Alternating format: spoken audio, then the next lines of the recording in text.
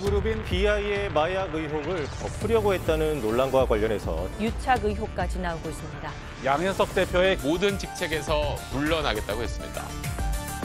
국내 굴지의 연예기획사 YG 엔터테인먼트의 양현석 대표가 전격 사퇴를 발표했습니다. 소속 가수의 마약 논란이 불거지고 3일 만에 결정된 양현석 씨의 사임.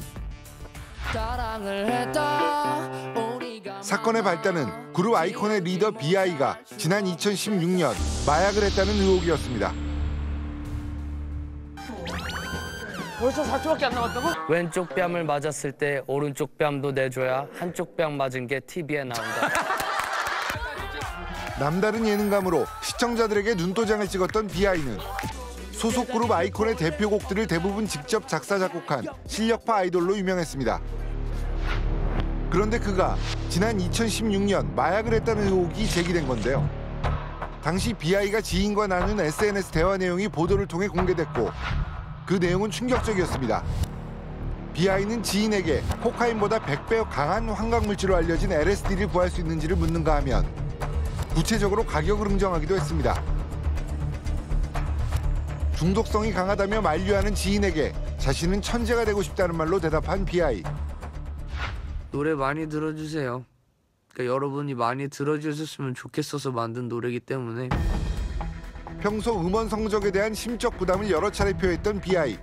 그래서 해서는 안 되는 선택을 했던 걸까요? 이어진 대화에서는 지인과 함께 마약을 한 것을 의심하게 하는 내용과 경찰 수사를 대비해 대화 내용을 삭제하자는 말까지 했습니다. BI와 위험한 대화를 나눈 지인은 한때 연예인 연습생으로 알려졌던 한 씨. 최근에는 SNS 셀럽으로 활동했는데요. 이제 한 일주일 동안 안 먹고 딴 걸로 먹었거든요. 그녀는 이미 한 차례 마약으로 물의를 일으켰던 인물인데요. 빅뱅의 멤버인 탑 최승현 씨가 대마초를 피운 혐의로 입건됐습니다. 지난 2017년 대마초를 피운 혐의로 입건된 YG 소속 가수 빅뱅의 멤버 탑. 물의를 일으킨 점에 진심으로 반성하고 또 죄송하다는 말씀 전하고 싶습니다. 죄송합니다. 한 씨는 탑과 함께 대마초를 피운 혐의로 집행유예 4년을 선고받았던 인물입니다. 그녀는 그에 앞서 지난 2016년 이미 한 차례 마약 혐의로 체포됐었고 당시 그녀는 BI의 마약을 대신 구매해 숙소 앞에서 전달했다고 진술했습니다. 이미 3년 전 경찰은 BI의 마약 의혹을 접한 건데요.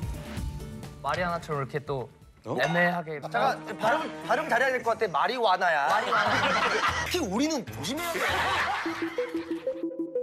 지난해 마약을 소재로 한 영화의 주인공을 몸에 새긴 BI.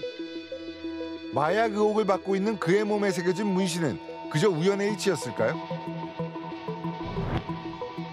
그는 보도가 되고 5시간 뒤 마약을 하지 않았다고 반박했습니다.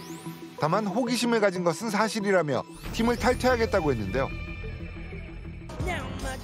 소속사 YG 엔터테인먼트 역시 물의를 일으킨 BI와의 전속 계약을 해지했다고 밝혔습니다.